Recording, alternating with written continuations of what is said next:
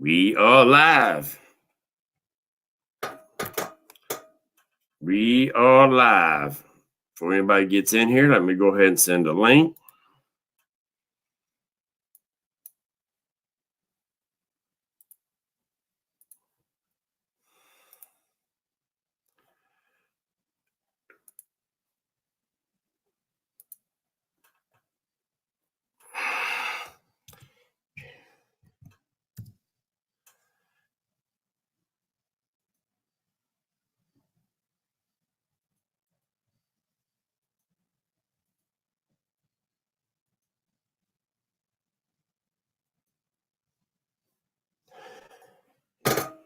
Hello, everybody.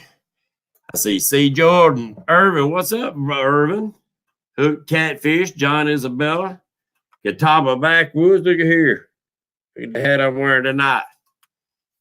The Fishing Magician, Maurice, Joe Buck, Junior Proctor, Dustin Smith. Let me make sure I'm caught up. Hello, everybody. Glad to see y'all in. I hope y'all having a great day. Whisker Time Fishing, Crazy Cat setting a hook, Jimmy Woodard. Well, hello, everybody. I don't know about y'all, but it's raining something bad here. And it's supposed to get a lot worse tonight and tomorrow. They done sent out some flash flood warnings and stuff. So, on the right Wi-Fi. For some reason, I'm not getting on here. There we go. For some reason, I'm not getting on here. Sorry about that. PD, what's going on, my friend? Snow there. We're hook catfishing. Well, yeah, it's a little wet and gonna get a little wetter. But we got Mr. Lee Hoffman gonna be coming on with us tonight. He's Huffy's Guide Service. Great guy, great fisherman. And we're gonna bring him in right now. I see Trey Cunningham's in the house. Hello, Lee. What's up, man? What's going on a rainy Wednesday night? Nah, sitting on the back porch on Lake Wiley listening to it rain. There you go. We got the Dobson family in here, Bait the Hook. We got look like a couple new names coming in here tonight. Welcome, guys, to the Patriot Cat Talk Show. Mr. Lee Hoffman. I'm going to start out with saying God bless America, guys and gals. God bless each and one of you and your families. Hope y'all having a blessed day. Sorry, I'm back. Let's get this show on the road. Guys, ask questions all you want, but what's your favorite species to chase? Let's start it out. Me?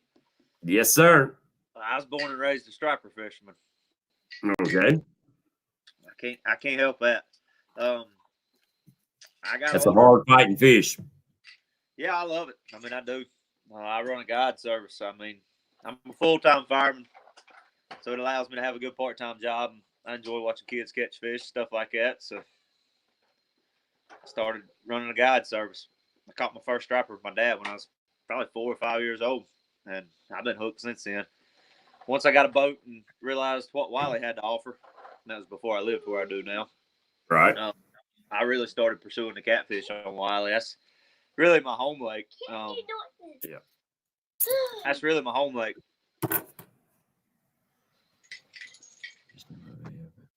Oh, yeah, I've seen yours, PD.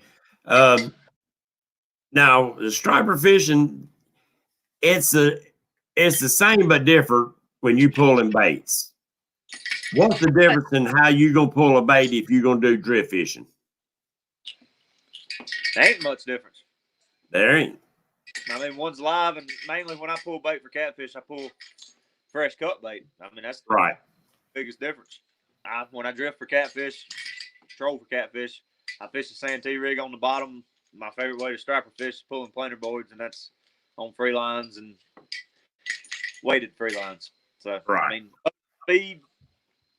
speed's really the same too. I always stay around a mile an hour, unless it's just dead. All weather. Yep, and the fish are lethargic, so I'll back down to half a mile an hour. Right. I mean, I catch Yeah. a lot of stripers and catfish both because I love to cut bait. Now, while you're out there trolling for them stripers, if you're pulling baits pretty shallow, when I say shallow, the free line, so Right? they're not running deep. Do you ever catch any catfish on them rigs? Oh, absolutely, absolutely. It's no secret where I fish in the spring. I was born and raised on Lake Norman striper and hybrid fishing, and I mean we catch blue cats every day pulling free lines, and I'm moving. As long as they move in water, I mean I'm moving 2.5, 3 mile an hour, and I mean we catch blue cats on live herring, gizzards, threadfin. I mean it's Right. everything's great in April. Everything eats. Oh yeah, everything eats. Everything eats. I know you too, Miss Huffman. My wife's watching it. I see her. Hey Ashley, thank you for allowing him to have time to jump on the show with us and give him a permission slip. There you go. Yeah. There's Grant McIntosh in here. He's one of the ones on the wheel. Appreciate you coming in. And me and you talked a little earlier, but I'm gonna ask you again. Your favorite bait, if you had one bait to take to any lake, what would you take and why would you take it? If you call me in the morning, I mean, that's a no-brainer in my opinion. This is strictly my opinion. I'm not against white perch. I'm not against bluegill. I'm not against anything. I'm not against night crawlers. But if you called me tomorrow and said, hey, I want to go fishing, we're going to fish a tournament. I don't know nothing about this lake. I give you a lake for instance. I actually thought about fishing that southeastern catfish tournament this weekend. I've never even been to Fishing Creek. But I can promise you right now, if I went there, I'd have a tank load of gizzard shad. They're everywhere in the southeast. You can catch anything you want on gizzard shad. Yes, sir. That's my bait of choice. If you told me that I could only bring one bait with me, by far, it would be gizzard shad. January. I like gizzards. Some people shy away from them real big gizzard shad because it makes such big baits. Catawba Backwoods at Fishing Creek. That's what I've heard about Fishing Creek. I've heard that place can be tough, but I got a weekend with my little girl, and I thought about fishing it just for the heck of it. If I go and fish it and don't know nothing about it, I'm liable to do a lot better than I would if I went down there and pre-fished. All I can tell you, there's very little mapping on it, and you best not hammer down and run up through there because the channel goes back and forth across that lake. Me and Wabash Cat went down there this past weekend, and I hadn't been down there in 25 years, and I bass fished it then. So that was a rude awakening.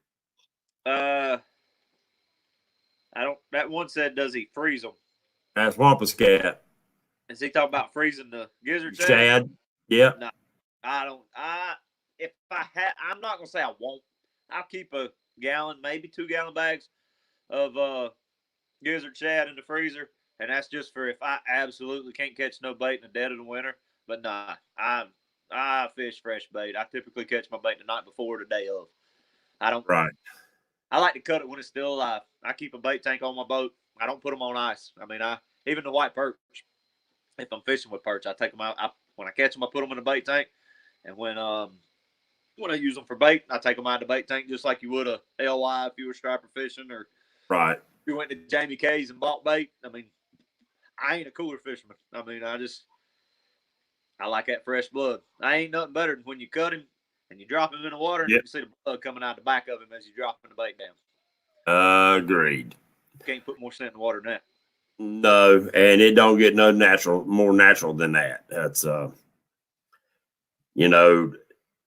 I wouldn't be scared to say, with saying that right there, I wouldn't be scared to say when you find a place where you got a lot of garter that especially are feeding.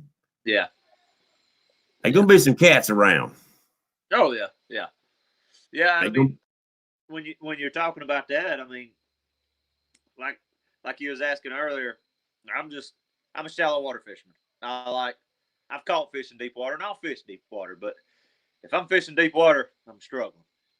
I'll fish deep water, and August, I live on Lake Wiley here in the back of Crowder's Creek.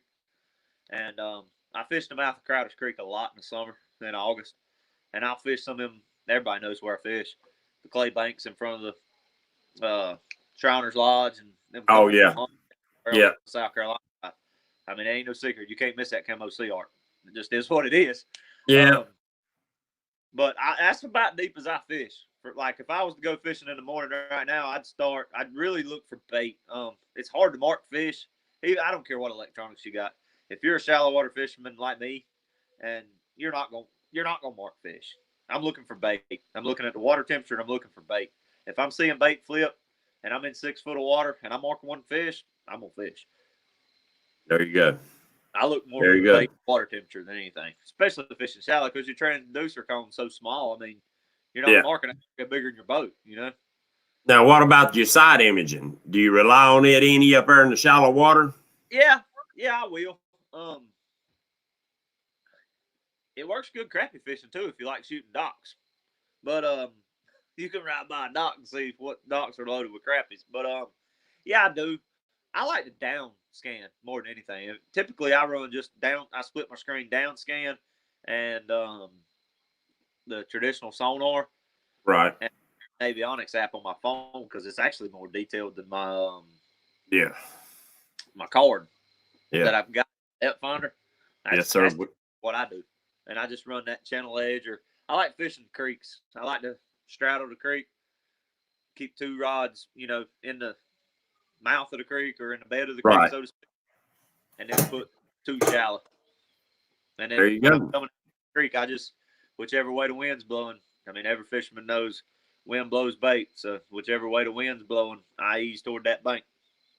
I learned that a long time ago. I used to hate to fish in the wind, especially when you. The fishing magician that hope the rain helps out.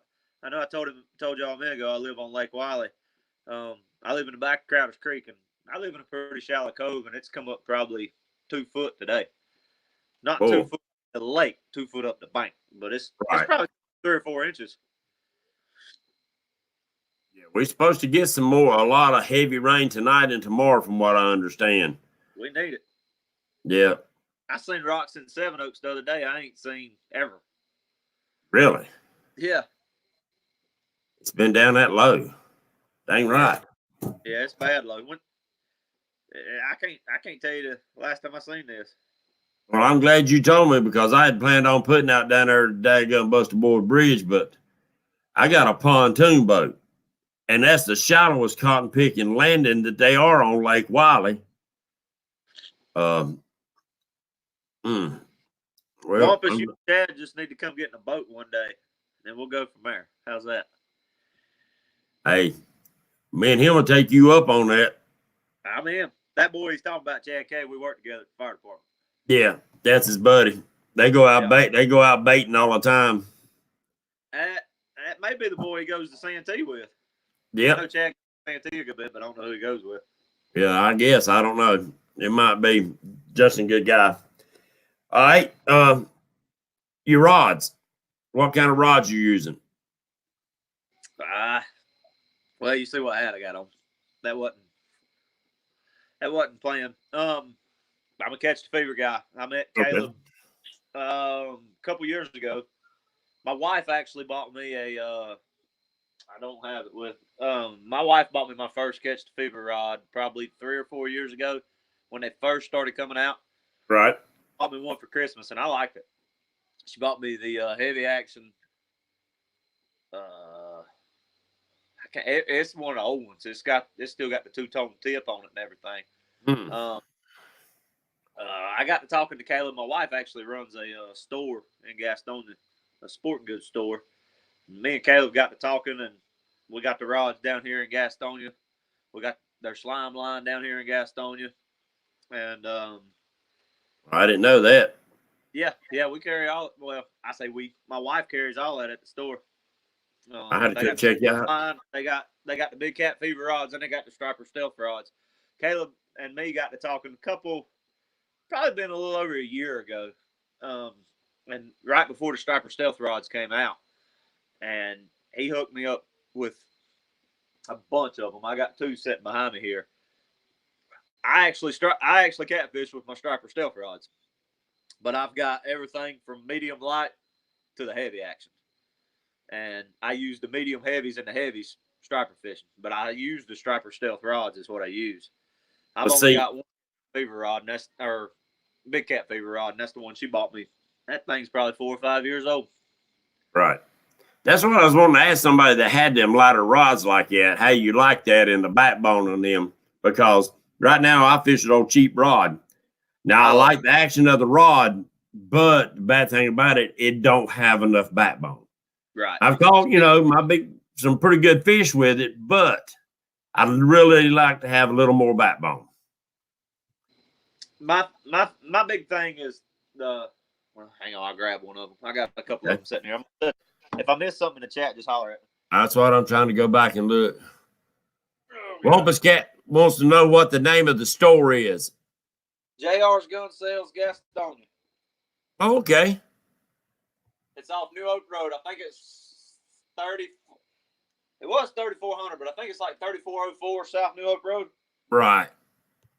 I think. Don't hold me to that. But if you send the gun store Facebook message, my wife will get it. Got you. The thing I like about these rods is the catch the fever rods, and it don't matter if it's the striper stealth rod or if it's the big cat fever rod. I like the number of eyes on it. Yep. Everybody's hooked a big fish and watched their rod bend, and when it bends too far, the line starts rubbing the rod. I don't know how clear my video is, but you can bend that rod. I don't even know if you can see it. It's hard for me to see. It is if you stay still for just a second. All right, we got you. I mean, I had the rod bend 180 degrees right then, and the line never touches the rod itself. That's one of the big things. That's probably my favorite thing about the rods. The number of eyes. The number of eyes, yeah, and it gives you that light tip, but it also gives you the backbone. Right. Everybody wants to know what I fish. That's a hooker's terminal tackle, 8/0 circle hook. 50. It's a snail knot. 50 pound of. I've actually been using that new leader line, slime line, come out with. Oh god. 50 pound clear slime line, heavy cover. I know that's going to be back. Oops. I know that's going to be backwards, but they come out with that new heavy cover, and they've got some pretty cool videos up on their Catch the Fever website of they got a simulator in their they got a simulator in their store, and they were taking a knife and rubbing the leader line with it because it's supposed to be made for heavy cover. Right. It holds up good. Good. I mean, we need, that's what pushes. Catfishing will get bigger when the products and stuff start getting past the point of just anybody can make this to go fishing. Yeah. When it gets on past that and you start getting enough product to support the industry, then we're going to start seeing a big changes in the way catfish are looked at. I ain't here to promote Catch the Fever. I mean, them boys have been good to me. They've taken damn good care of me. I ain't here to push them. It works for me, That's why I asked. People want to know, and the only way to know is talk to somebody that's got the product, uses the product. You use the product with your customers that get on the boat with you. So that's something, that's money in your pocket that if you're not going to use something that is going to make one of your customers very disappointed. Right. And that's probably my biggest thing with Catch the Fever and Caleb. He's got another girl that works up there. Now, if you call, he's so busy, you talk to a girl named Ashley. They're great. Their customer service is great. Caleb's fished with me in my boat. We actually shot a video on Lake Norman catching hybrids back in April. Right. Might have been May. It's on YouTube. It's on their website. I mean, it was they're super people, man. Anytime I call them and I've had a problem, I mean, when he sent me these rods, he sent them to me in a rush because I was fishing a tournament last January. Right. I was fishing a tournament on a Saturday. He sent me the rods on Thursday. When I got my 8 rods Thursday, 4 of the rod tips were broke by FedEx. They had slammed. Before that tournament started Saturday morning, I had 8 rods in my boat. Oh, I hear you. Yeah. And when he was fishing with me, I'm hard on stuff. Like we had talked about earlier, I'm a guide. April's my busy time. And I'm hard on stuff. My wife gives me a hard time about how hard I am on my stuff. But if I can if it stands up to me for a year, it'll stand up to most people for 10. There you go. And he's seen a couple of my rods, the grips had torn or whatever on them. And it was just, honestly, it was from them going in and out of my rocket launcher so much. Yep. Sent me 2 more rods when he got home. I mean, they stand behind their product 100%. And, and it's an American company. I love seeing anybody make a good product that's going to benefit the people that buy it. There's so much product out there right now. You don't know what you're getting. Yeah. It feels good. It feels like an old bed. It feels good when you first lay down in it. You give that rascal about 6 months and see how your old back feels. Yeah, you get your new one. You don't realize what you was missing. Yep. What kind of reels you using? I'm an Abu guy. Yep. All day, every day. And I know I see a lot of people talking about, they're so expensive. They're so expensive. Guys, look outside the box. Go to your pawn shops. Look at estate sales on there. I've got a lot of my daggum reels at pawn shops. Those Abus right there? Yes, sir. I bought from Jeff Manning. Did you? I did. There you go. How long he used them, and I've had them for 5 years. There you go. You can rebuild them. Yeah. I mean, they save you money in the long run. Team Keeping It Real Fishing said, if you want to catch fish on Lake Wiley, follow Lee around. Hey, everybody. You know who that is? That's old Richard. Man. Yeah, we're Scott. Yeah.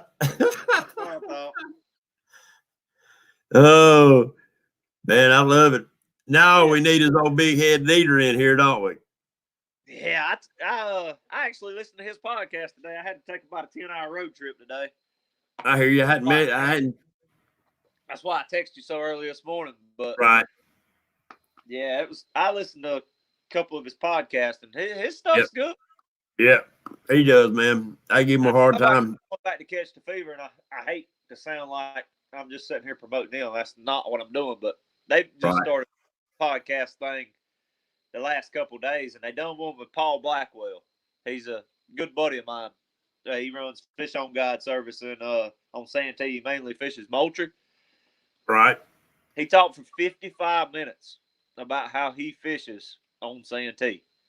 Anybody that's going to Santee or looking to go fish Santee should probably listen to that podcast because he give out some. I texted him after I listened to it. I was like, dude, that was some good info. I'm stealing all your secrets. I mean, he give out some good stuff. That was a good podcast. Yes.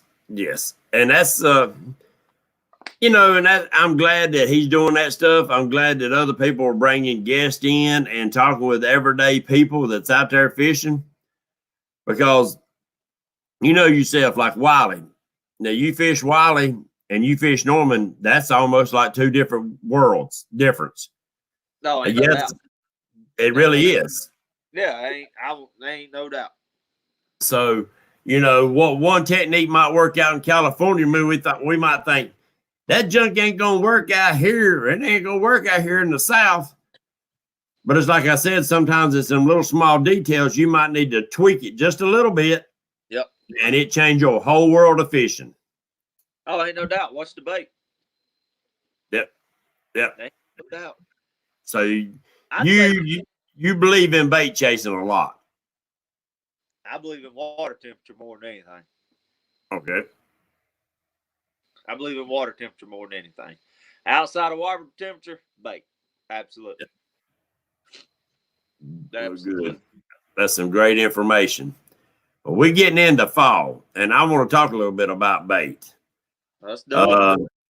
Um, white perch, fall. Yeah. Where are you going to chase them?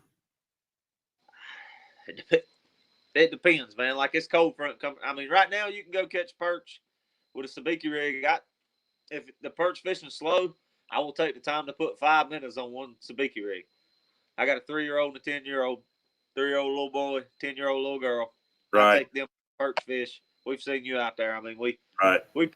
bunch together, especially if I got a trip the next day or something. Right. If it's slow, I put minnows on every one of them sabiki rigs.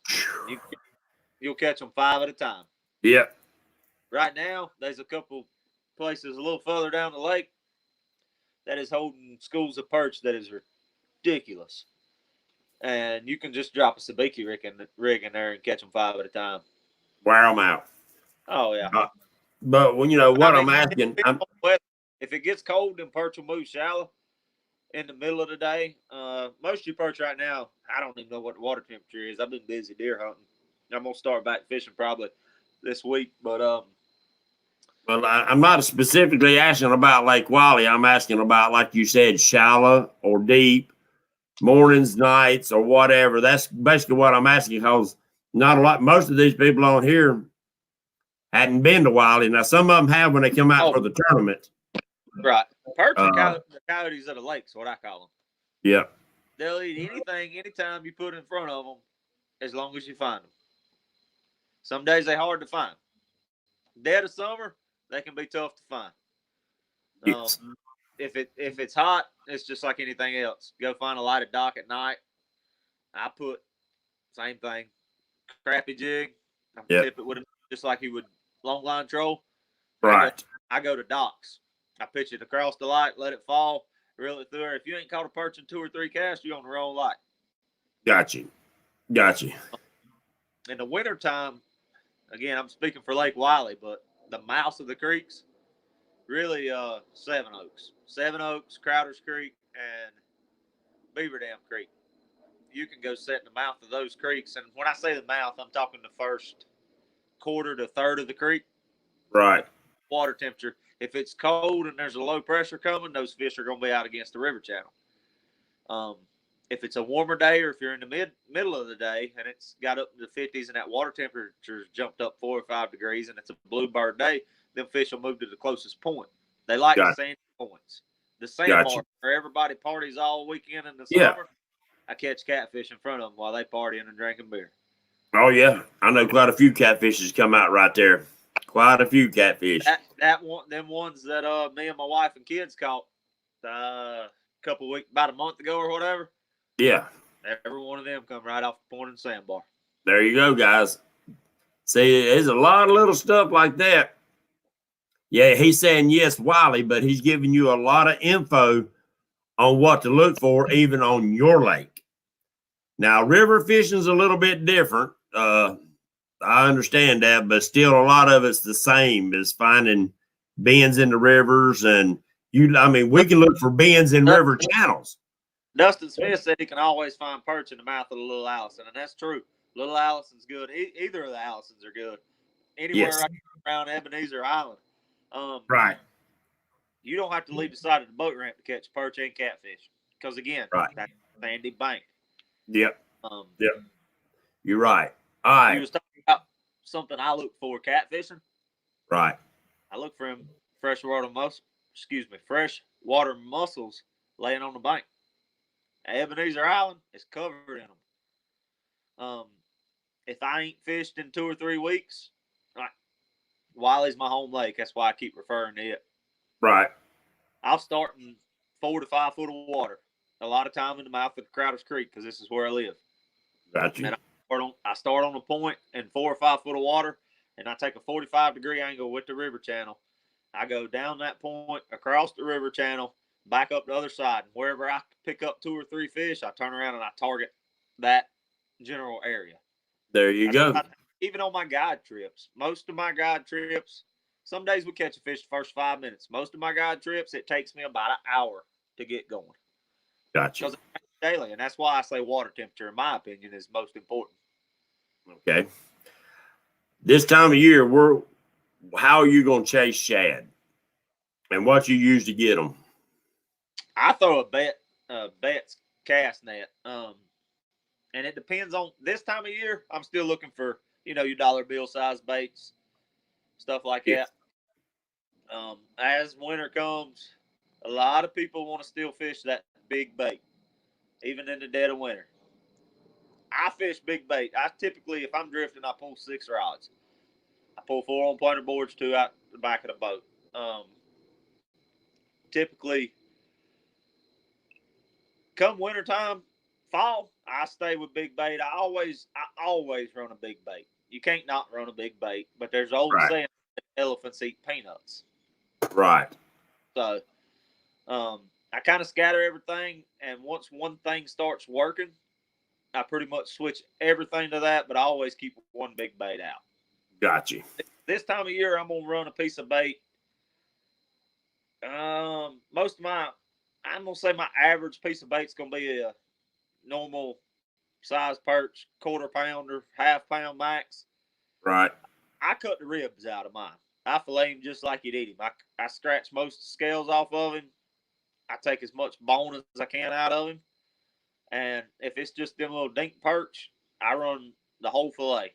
But I'll take one of them fillets and cut it in half and run 2 smaller pieces. I like a perch head. In the winter time, you want to catch a big fish, you might drag 6 perch heads all day. But when that rod bends over, he's going to be a good fish. Got you.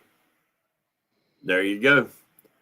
Now, are there any time during your catfishing the year do you step down and use the smaller threadfin shad? I will. If I've noticed a big dive, if I can catch threadfin, I got to think about it a minute. I got a 3/8 cast net, and I got a 5/8 cast net.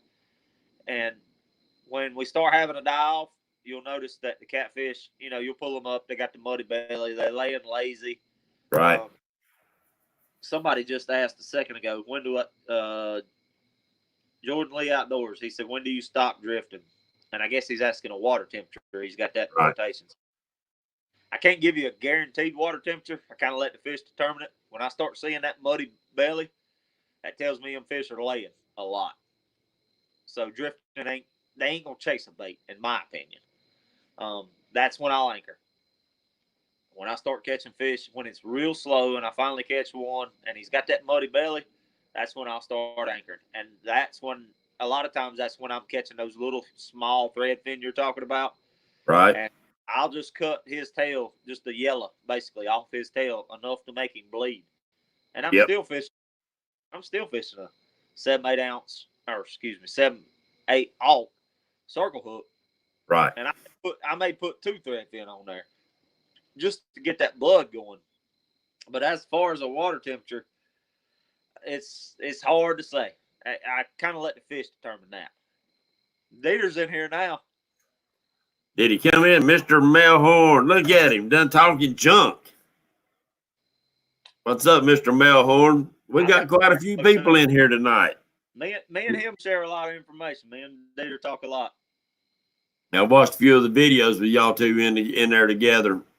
Yeah, we've caught a fish or 2 together. There you go. There you go. A lot of knowledge between them 2 heads. I guarantee you. Well, it's that time, man.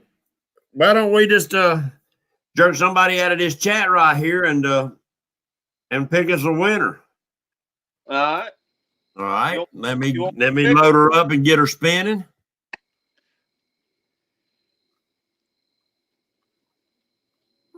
Palomino Cats. Palomino Cats. Congratulations. Let me write this down so my dumb tail don't forget it.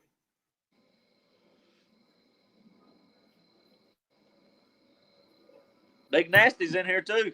Yeah, we got a lot of them in here. A lot of good guys in here. K&B, and I hadn't seen Kentucky or Catfish Bill or none of them in here tonight. All right, guys. Palomino Cat, you know what this is. Anybody that don't know, this is our prize wheel. Most of the people are in the chat tonight or on the wheel. They do a DIY project. They make sinkers. They make Grant. He raises live worms and sells them, and he's on there. We got Christian doing weights. Of course, me. Bill's on here. Justin Fishing Fetish. All right, guys, here we go.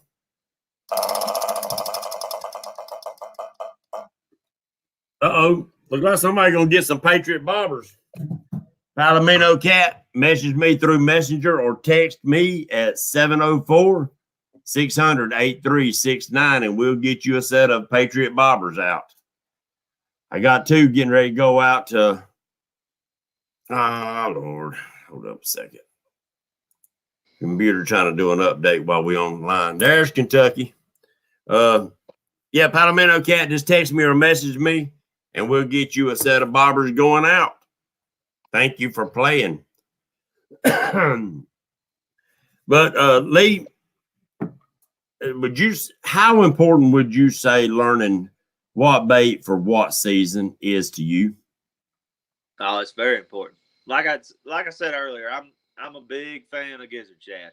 I like gizzard shad, and they're very, very abundant in Lake Wiley.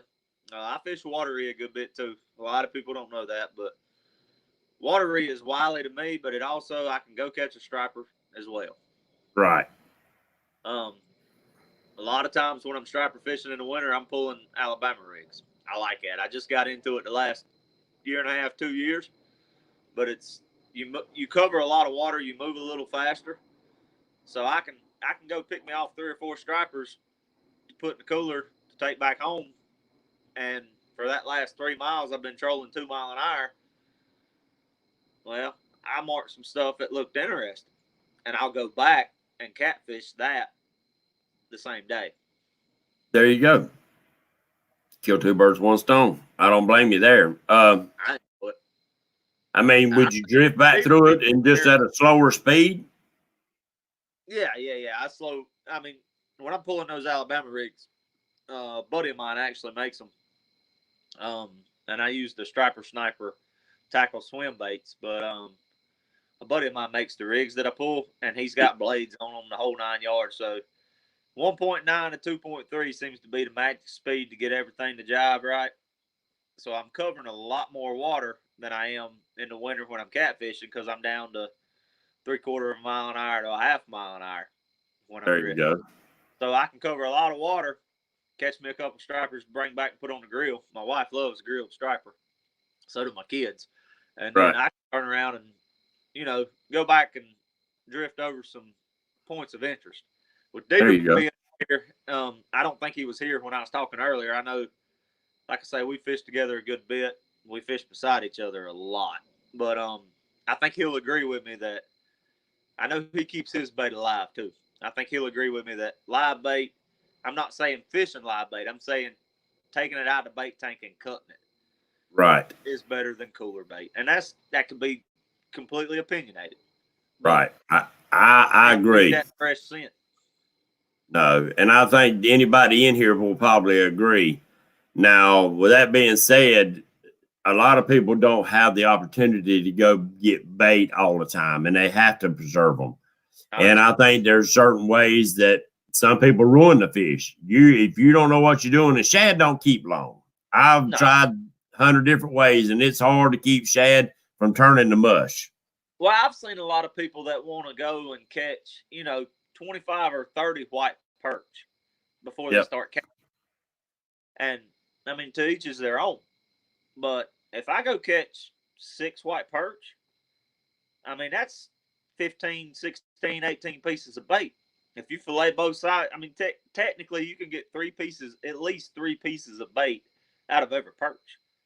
Right. You got the head and 2 fillets. Right. I get 6 or 8 perch. Now I'm going to chase catfish. If they all get eaten, then we'll go back and get some more perch.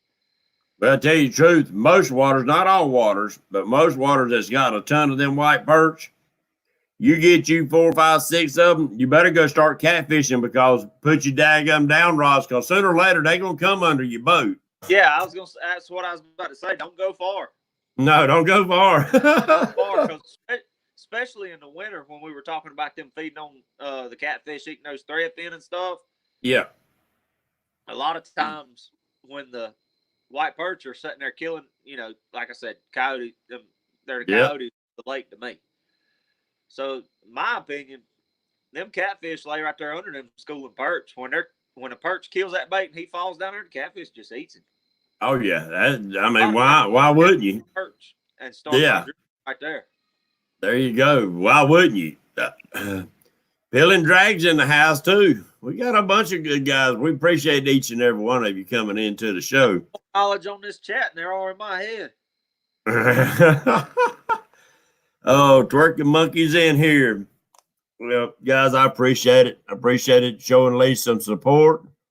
You want to come down to North Carolina and you want to get a guide on Lake Wiley, Wateree, Norman, or Mountain Island, right here's the man to talk to.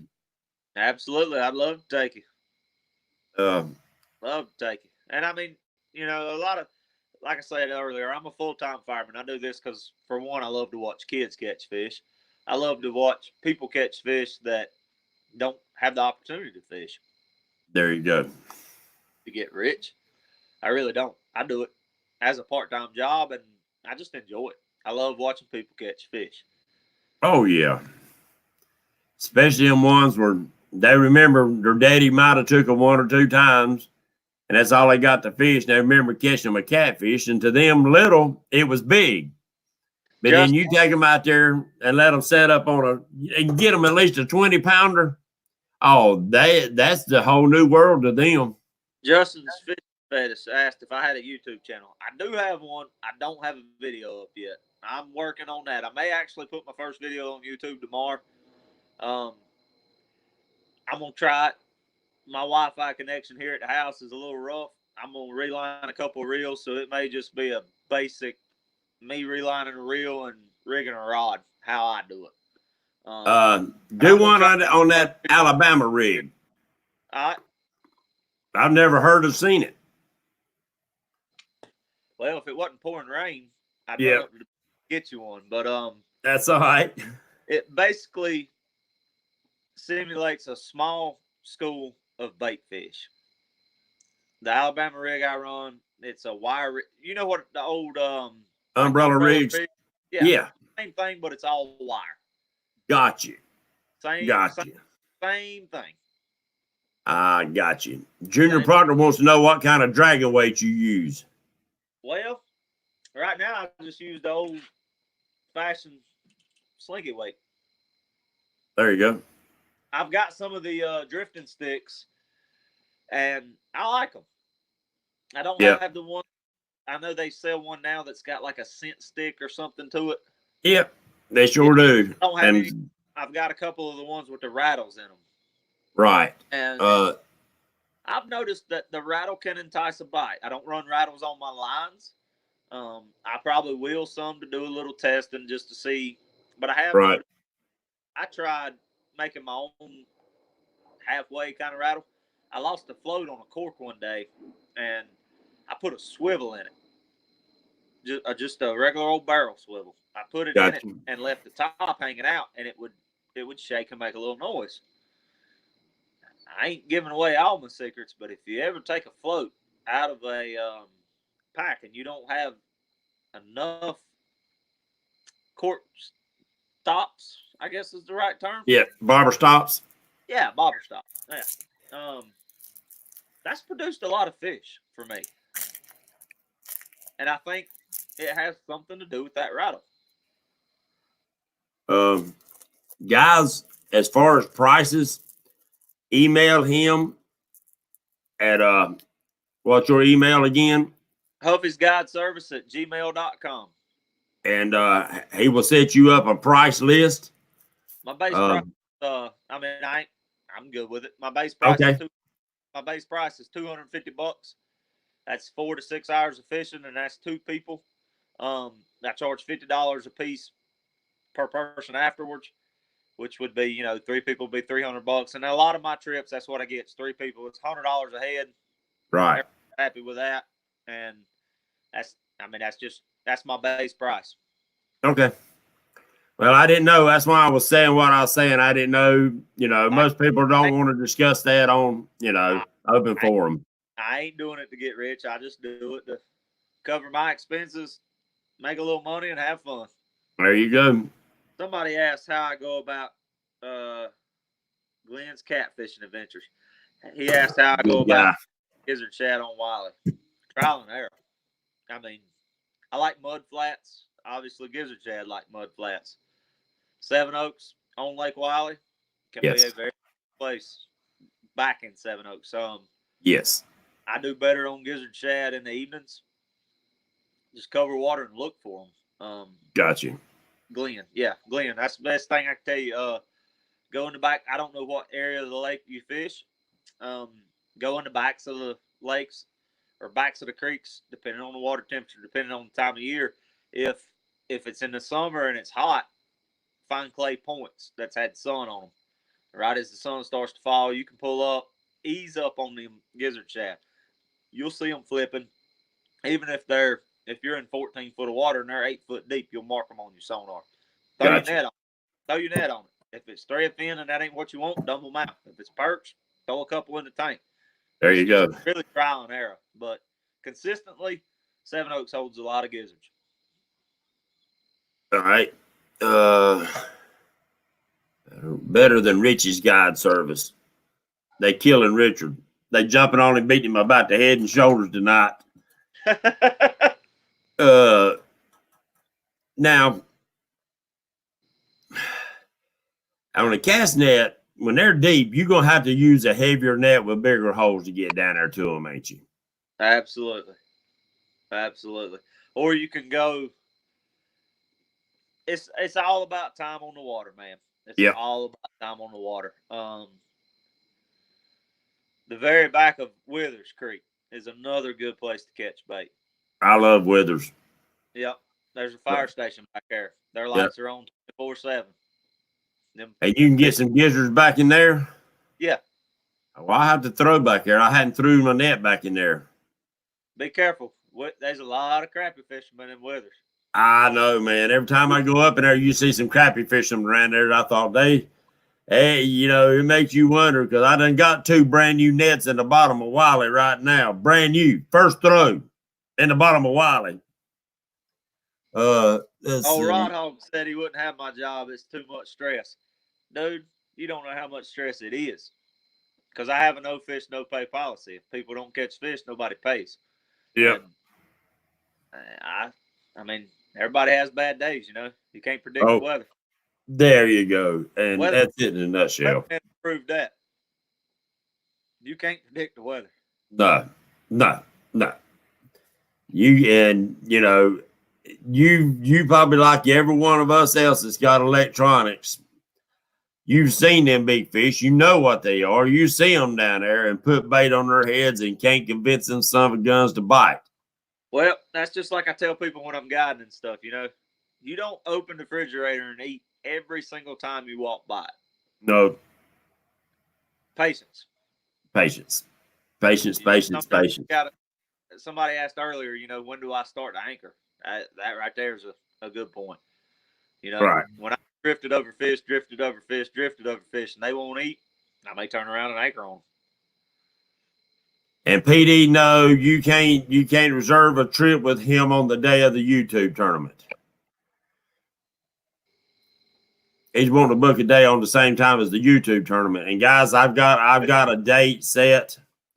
I've got a few people I need to talk to on the bass scene about are they to have a tournament for that date. Because I'll be down on Santee March the 20th. So it's going to be a cold month, all I can say, guys. I'm trying not to get too close to the catfish tournament, but I know this is a big crazy question, but is there a certain portion of Wiley? Yeah, I read that. If you want to catch a big flathead, springtime, early summer, in the evenings, into the night, in the river when they're generating water. There you go. That's just my opinion. There you go. You're going to have to fish some heavy cover. You're going to have to fish some nasty stuff. You're going to have to believe in your stuff. And they're there. They're some big flatheads because the bait makes its annual spawn run or whatever you want to call it. Everybody knows the bait shows up behind the Mountain Island Dam in the spring. and them flatheads show up in the river too.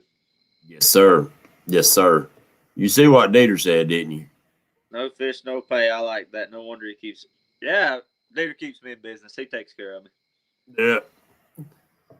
He's saying that you put them on bluegill if nothing else. Hey, we're gonna catch Hey, fish. fish is fish. And you'd be surprised the people that we were talking earlier about.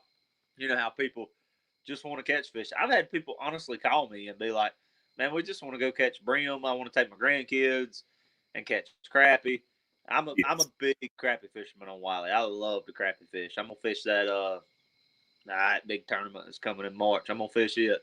I love the crappie fish. I crappie fish Wiley 365 days a year. That's Right. always plan B if the catfish ain't working. Right. Well, that's that video Dieter had you in that one that y'all was chasing crappie, but you ended up catching some perch also. It happens. Yeah. He and more crappies than me that day. Did he? Yep. Oh, I bet he was talking junk then, wasn't he? You know him well, don't you? That was a good time. It rained that day. It was terrible. Whew. It started out nice though, didn't it? Yeah, but we did. We wore the perch out. I'd hate to know how many perch we caught that day.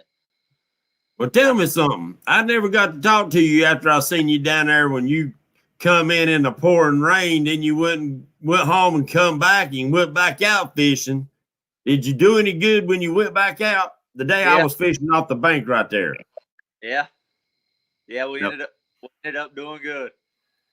That was some rain, wasn't it? Whew. Like I say, man, I'm resilient. I'll fish about any of it. But Dieter said, "Let's enter the crappie tournament on Wiley." I'm in. Oh no, he's talking. You see what he's mocking about that cheater. Hey, we could go to Norman and catch some big fish, and then come back and weigh them in here. Mm-hmm.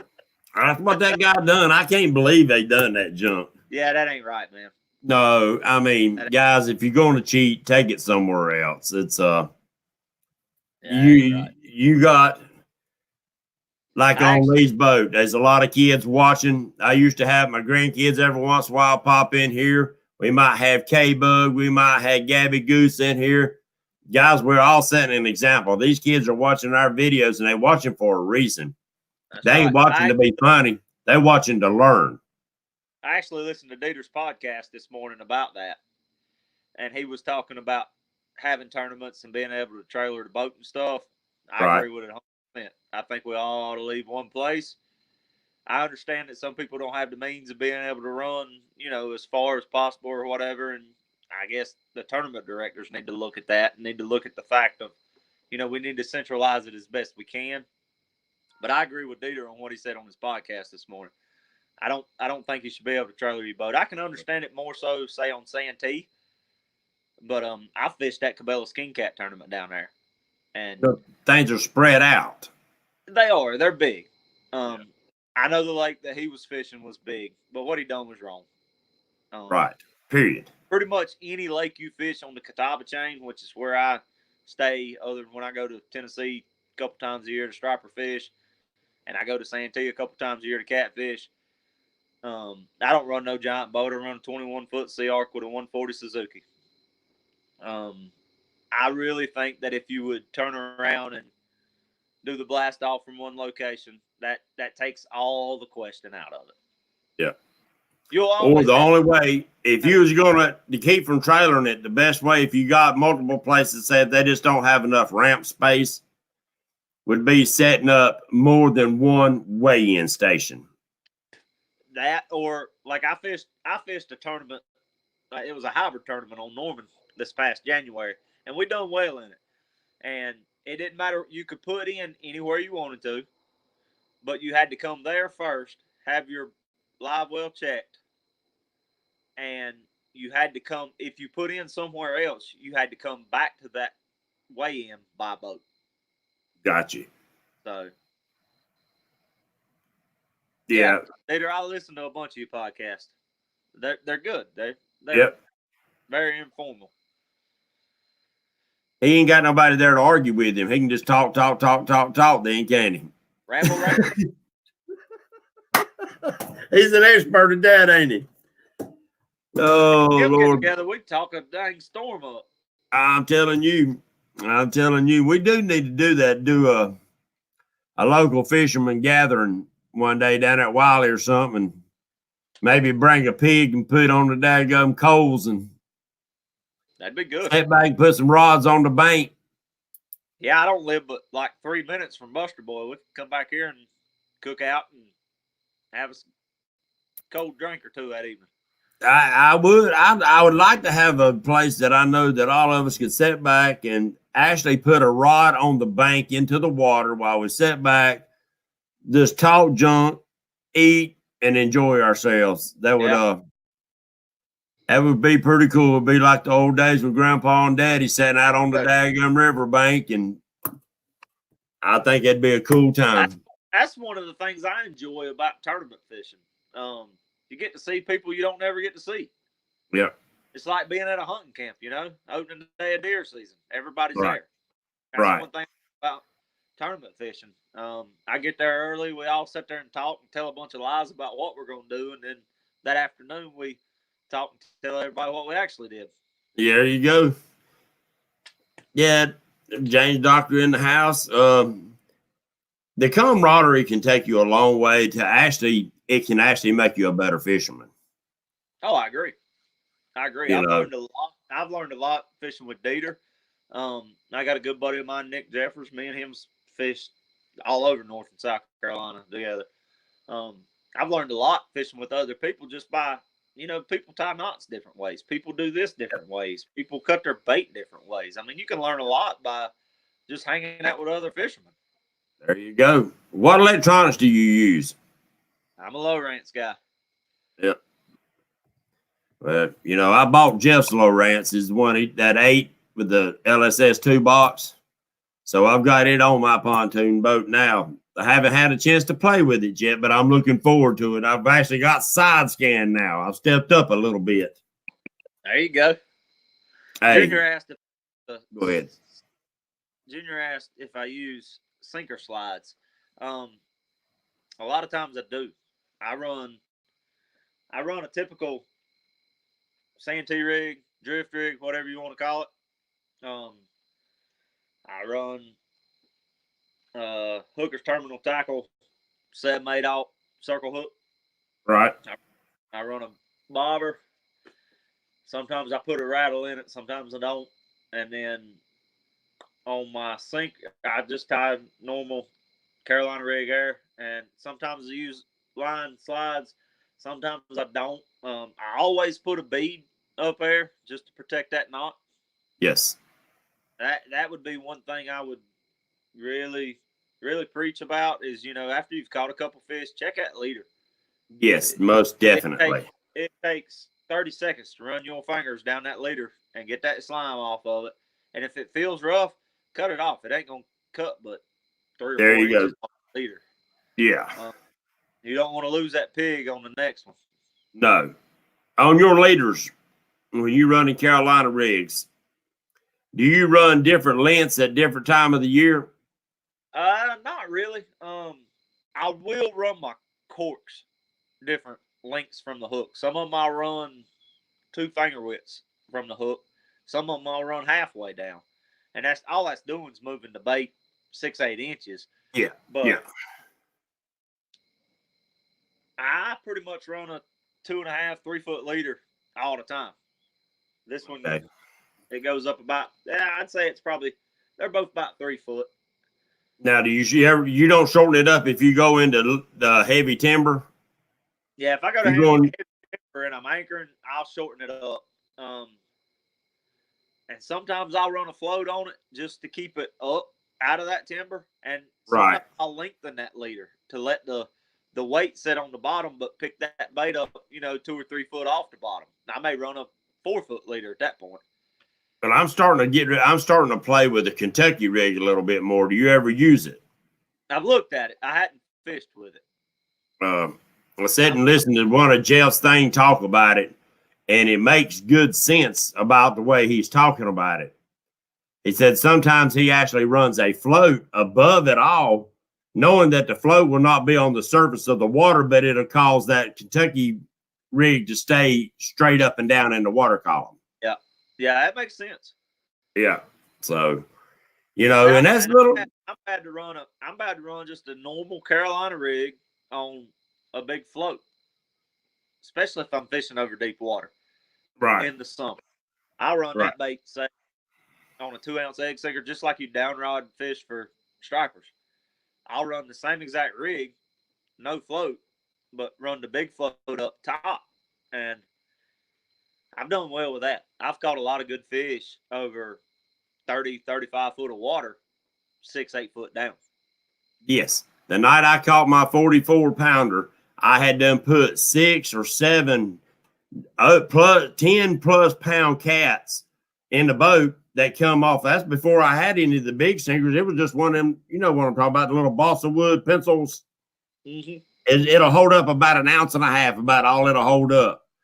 Right. And I wore the catfish's tail out on that thing over 35 foot of water. And it was down about 9 foot. I marked them fish coming in. I put my other weights out, and now my 44 come off the bottom. But the rest of them, all the fish all night, they come off about 8 or 9 foot down under a bobber. You can do the same exact thing in the dead of winter on the most bluebird sunny day you've ever seen. When that water temperature is real cold, those fish will come up shallow over, like you're saying, 35, 40 foot of water. They'll come up shallow and they're sunning. You can do the same thing in December, January, when that water gets, well, really January, February. When the water gets real cold, you can run a shallow bait over deep water, and those fish you were marking that morning, they didn't leave. They just got shallower. They just come up. Yep, they come up the sun. I'll be damned. Well, I learned something this summer that I never would have believed it if I hadn't have known the couple guys that was fishing in that area. And I'm not going to mention the area because that's a good hot spot for them. But they showed me a picture of the water temperature. It was catching big flatheads at 99-degree water on Wiley. Yep. 99-degree. I would have never believed big cats would have been in that kind of temperature of water. A lot of times they're there because those perch are there. That's what I'm thinking. That was something back there, the reason they was there. Now, only one blue was caught, but, right. And I can see that. I think blues are more of a deeper water fish. I think flatheads are more of a shallow water fish and only get forced deep if they have to be. I've caught some big blues in 4 or 5 foot of water. Oh, I know. I had a great day in the back of Withers Cove up there and daggum 2 to 3 foot of water and was slaughtering them off the bank. Yep. So guys, when somebody's telling you little stuff like that, take it with a grain of salt. Unless somebody like Mr. Lee right here is telling you to go check it out, then you might want to check it out. Yeah, I'm not the guy that's going to BS you, so to speak. Right. I give out my phone number earlier. I give out my Facebook. I'm Lee Huffman. I've got a guide service page. It's Huffy's Guide Service. Right. I'm on YouTube, so to speak, but I'm on Instagram. I'm on Facebook. Shoot me a message. I ain't gonna feed you no line of crap. Just tell me who you are. Tell me how you know me or whatever. And right. I ain't gonna tell you exactly where to go, but I'll give you the right the basics. Yeah, I'll point you in the right direction. And as I heard somebody saying something about, somebody's trying to learn my hole. If I say, hey, Lee, man, where are you catching them at? I'm not asking you a specific spot.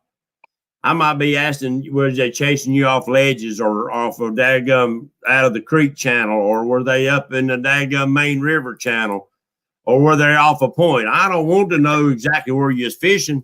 I just give me a little hint. The point, so I ain't been down there in 2 months. Well, what was happening 2 months ago, them fish are totally different than today. Right. And so that's it, guys. Pay attention to what a man's telling you. he ain't gonna tell you his daggum hole, especially if he's got a tournament coming up and he's trying to get into that or whatever. But he might give you a little hint. So what?